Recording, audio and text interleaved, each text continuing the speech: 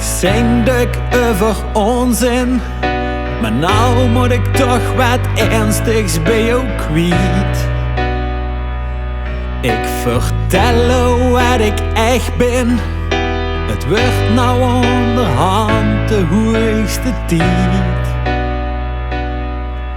Ik zit niet lekker in mijn vel, het is een taboe wat ik nou vertel, maar het bevrijdt mij van een last.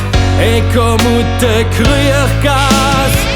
Ik ben een kruier, een echte asociale smergelompe kruier. Ik ben gewoon getrouwd en ik heb een carrière opgebouwd. Ik heb het kruierzien aard onderdrukt. Ik ging er jarenlang onder gebukt. Ik kleidde mij altijd netjes, geen hemdjes aan of petjes.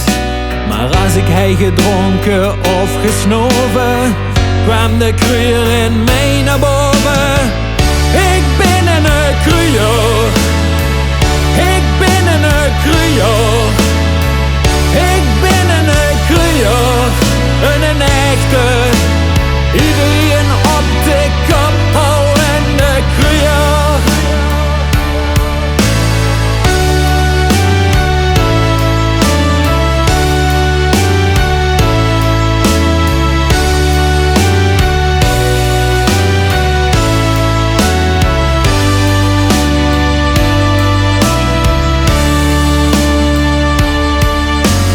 Jongens speelden met auto's en de meisjes met poppen.